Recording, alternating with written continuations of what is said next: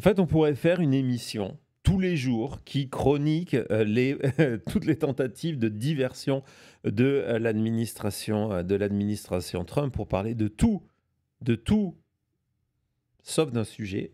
Évidemment, ce sujet-là, c'est l'affaire Epstein. Donc, on est vraiment prêt à tout du côté de Donald Trump et de ses alliés. Y compris, évidemment, on est en mode de projection, c'est-à-dire que lorsqu'on refuse de rendre public un dossier en vous expliquant qu'il n'y a plus rien à voir, alors que je pense que si vous nous avez suivis, même si vous avez raté quelques émissions de ce dernier mois, hein, nous sommes le 5 août, hein, on se rappelle, on se souvient que c'est le 7 juillet que Pam Bondi a publié son mémo en expliquant qu'il n'y avait plus rien à voir et que c'était terminé du côté de l'affaire Epstein. Oups, on vous a suffisamment démontré que ce n'était pas le cas, que ce soit au niveau des dossiers, au niveau des pièces qui n'ont jamais été consultées au niveau des exécuteurs testamentaires de Jeffrey Epstein, au niveau des vidéos, etc., etc. Mais du côté de la Maison-Blanche, on essaye ça. Et donc, évidemment, on fait de la projection. C'est-à-dire qu'au moment où on cache tout, le jour où le Business Insider dévoile le scoop que les agents du FBI ont expurgé le nom de Donald Trump du dossier Epstein, on nous explique sur le compte de la Maison-Blanche que nous faisons face à l'administration la plus transparente de l'histoire, de l'histoire tout court, hein, pas forcément de l'histoire des États-Unis. Donc voilà, ça marche peut-être, je ne sais pas vers qui, mais c'est cette administration-là. Donc il y a cette volonté de cacher en disant qu'au contraire, on vous montre tout. Et on vous montre tout et on vous montre n'importe quoi. Donc évidemment, on aurait pu partir dans cette petite introduction sous forme d'apéritif sur les emails d'Hillary Clinton qui d'un coup redeviennent une nécessité. Hier sur Fox News, on nous expliquait, les élus MAGA étaient en direct pour nous expliquer que non seulement elle était responsable de toutes ces accusations autour des emails, mais qu'elle était un tel danger, un présent, un clear and present danger, qu'il fallait aller lui passer les menottes tout de suite, hein, qu'elle était un risque pour la démocratie américaine.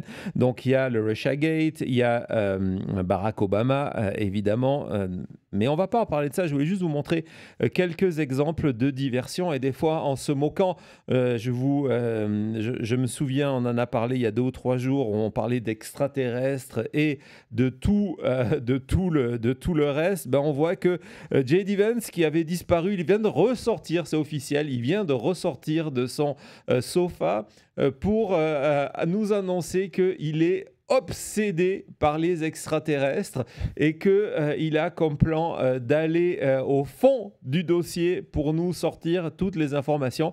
J'espère qu'il sera un peu plus efficace qu'au niveau du dossier Epstein, parce que sinon, E.T., il n'est pas prêt de retourner à la maison, hein, parce que voilà. En tout cas, ça nous permet de parler d'autre chose. On parle aussi d'autre chose avec ce scoop de Politico hier soir. Je vous en avais un petit peu parlé en fin d'émission, qu'il nous annonçait que Mike Duffy, ou Pete Duffy, je ne me rappelle plus, l'ancien présentateur de Fox News, devenu ministre du Transport et également par intérim, il n'y a personne de mieux que lui, administrateur de la NASA, voulait annoncer la construction d'un réacteur nucléaire sur la Lune. On va voir que le New York Post a repris cette information qui a été reprise par tout le monde, et Sean Duffy ce matin a fait sa conférence de presse pour confirmer le plan d'un réacteur nucléaire sur la Lune. On l'écoute et on décrypte après. C'est lunaire. But again, energy is important. And if we're going to be able to sustain life on the moon to then go to Mars, this technology is critically important. And I would just note that we're behind, right? If we're going to engage in the race to the moon and the race to Mars, we have to get our act together. We have to marshal all of our resources, all of our focus on going to the moon, which is what we're going to do. Il y a même une phrase clé où il dit « Ouais, il faut mettre tout notre focus sur la Lune. Ouais, » toute notre concentration. Ça, c'est la phrase que l'administration Trump a mis dedans en disant « Et n'oubliez pas, c'est pour éviter Epstein. » Non, mais et de toute façon, tu fais bien de le souligner lorsqu'on regarde ces dernières semaines Fox News. En permanence, ils nous disent voilà, il faut vous concentrer, le focus doit pas être sur ça. Et donc tous les jours, ça change. Hein. Votre focus doit être sur autre chose parce que c'est ça les vraies histoires, les gens.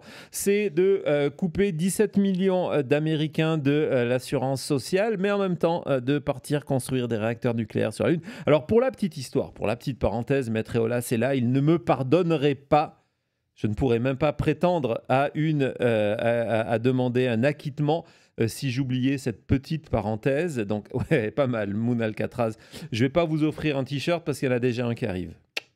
Bon, donc, je disais cette petite parenthèse, c'est que l'idée d'installer un réacteur nucléaire sur la Lune ne date pas d'hier. La NASA a travaillé pendant de nombreuses années, travaille sur cette idée-là en se disant si on veut aller jusqu'à Mars, il faut une étape intermédiaire. Donc on ferait voilà, c'est comme vous quand vous prenez l'avion ou le bus. Donc ça serait la Terre, la Lune et la Lune, Mars derrière. Le problème, c'est que ce projet était tombé dans les oubliettes. Pourquoi ? Parce que 90% des personnes qui travaillaient sur ce projet ont été virées par Doge. Donc, l'administration n'était absolument pas intéressée, il y a 3 mois, de partir sur la Lune, installer un réacteur nucléaire. Et là, soudainement, au milieu de l'été, on nous dit non, mais c'est vraiment ce qu'il faut faire et il faut vraiment vous concentrer à ça. Et c'est peut-être pour ça. Regardez la Lune, brave peuple américain. Effectivement, je ne vous ressors pas mais le proverbe du doigt de la Lune et de l'imbécile. On en est là. Mais c'est peut-être pour ça, parce que d'un coup, le réacteur nucléaire devient une priorité de l'administration Trump. C'est peut-être pour ça que leur ingénieur en chef, l'homme le plus intelligent du monde, est parti, Thomas, arrête de sourire, est parti en mission de reconnaissance. Non, ils ne nous l'ont pas envoyé dans l'espace, mais c'est pas loin. Thomas, vidéo, s'il te plaît.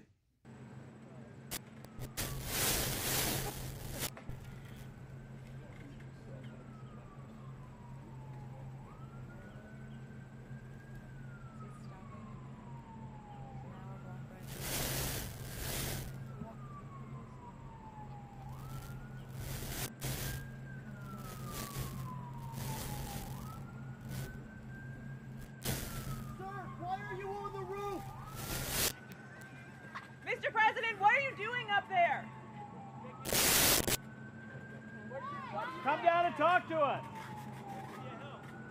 What are you building? Are you considering more renovations, sir?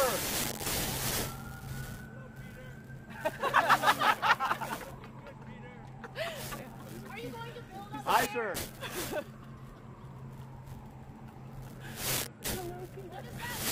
What do you... Can you give us another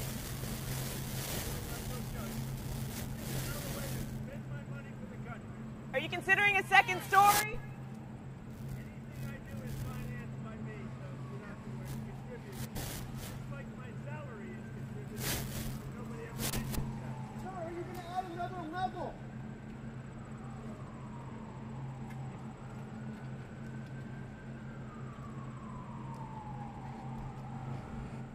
Voilà, le seul gars qui a regardé une éclipse solaire quand on lui a demandé de ne pas le faire est allé vérifier où était la Lune en plein jour. Non, la Lune, c'est moi. J'ai voulu quand même vous montrer l'intégralité, même si le son n'était pas bon par moment, l'intégralité de cette séquence où Donald Trump s'est retrouvé ce matin sur le toit de la Maison-Blanche. J'ai voulu vous montrer l'intégralité pour vous montrer quand même À quoi servent les journalistes de la Maison-Blanche? À rien. Donc la réponse, c'est ça. Ils sont là à lui dire: Hé, monsieur le président, venez nous voir. Qu'est-ce que vous faites là? Et ils rigolent aux blagues de Trump que personne n'entend, mais ils rigolent aux blagues de Trump. Et on voit que c'est malheureusement un métier qui est devenu que ça. C'est-à-dire qu'on attend la petite miette, le petit truc que Donald Trump va vous lancer pour être certain de pouvoir passer aux informations 1 heure après, 2 heures après. Donc Donald Trump est allé sur le toit. Je pense qu'on a une deuxième petite vidéo et après je vous explique ce que Donald Trump est allé faire.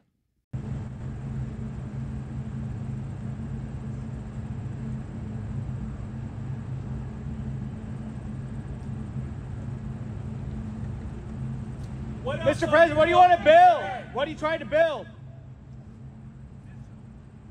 Sir, You do say- you approve? You saying more missiles?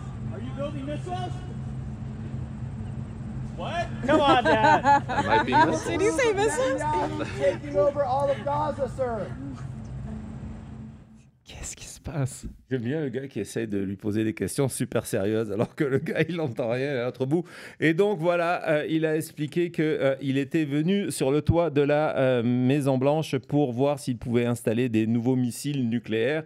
Bon, apparemment, c'est une blague. La réalité, c'est qu'il était sur le toit avec l'architecte qui est en charge de la construction de cette nouvelle aile de la Maison-Blanche, cette salle de bal. On en reparlera dans le cadre de notre émission sur le culte de Trump. Et donc, il venait voir d'en haut, vu que c'est sa spécialité, les chantiers. On a vu le résultat, par exemple, dans le Rose Garden. Il est venu voir à quoi ressemblait sur ça. Non, mais il construit son palais, oui, Lady Wu, mais ne vous inquiétez pas, il va partir dans 2 ans et demi, 3 ans. Il n'y a pas de souci. Et il attaque Jerome Powell pour la même chose. Hein. Ouais, exactement. Donc voilà, c'était Donald Trump. Et donc, je l'ai partagé sur Blue Sky, je l'ai partagé sur X et je ne résiste pas à vous offrir ce cadeau qui marche à tous les coups. À chaque nouvelle tentative de diversion de cette administration, il y en a environ 50 par jour, plus ou moins 50. Donc voilà, vas-y Thomas. Voilà, damn, that's crazy. Où sont les dossiers Epstein? Voilà, je vous jure, ça marche tous les jours. Donc Cody, t'en penses quoi? Je sais qu'à un moment, on parlait des extraterrestres comme blague. On a eu le truc J.D. Vance dessus. Et là, on part de repartir en espace parce que c'est important. This is the most important thing. Je pense à cette phrase aussi de « Thank you for your attention to this matter ». Et toutes ces autres phrases qui nous sortent à chaque fois qu'ils sortent... je ne sais même pas comment qualifier. C'est même pas des plans, c'est des excuses, des farces pour essayer de dire il n'y a rien dans les dossiers Epstein. Ouais. Et à chaque fois, bien sûr, de repenser à quand il y a eu cette victoire du camp MAGA, quand ils sont tous sortis avec leur dossier Epstein. Et comme on disait, OK, c'est la fin pour les démocrates et tout ça, et de voir où on est aujourd'hui. Exactement. Non, mais tu sais, on en est là. Jen, bravo, Jen, rentre en contact avec Cody. Petit sticker pour toi. Je les ai pas tous sous la main. Il faudra me les remettre pour les montrer. Ouais, là j'ai que j'ai que du David là, sous la main. Ah d'accord, ils sont tous là. Merci la main.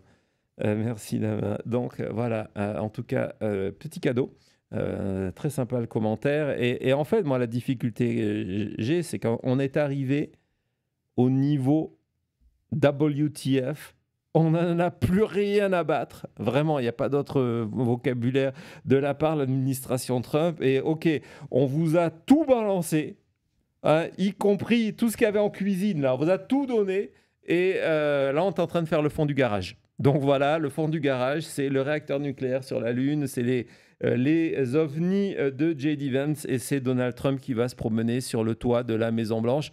Tout ça pour que vous ne parliez que de ça et pas ce qui se passe dans la réalité. Alors, ce qui est intéressant, c'est que cette promenade dans la Maison-Blanche, parce que nous, on est là quand même pour prendre du recul, pour décrypter, cette promenade sur le toit de la Maison-Blanche, s'est déroulé au même moment où les médias, au lieu de partir en direct, parce que c'est ce qui s'est passé, là on a bien rigolé, mais il faut savoir que toute cette séquence, c'est parti en mode breaking news, parce que personne ne comprenait ce que Trump foutait sur le toit de la Maison-Blanche.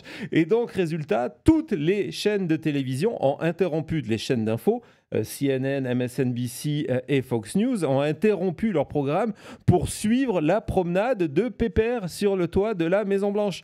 Et donc, résultat, ils ont arrêté de parler de ce qui était la nouvelle du jour. On va vous en parler, nous, tout de suite après ça. Ne bougez pas.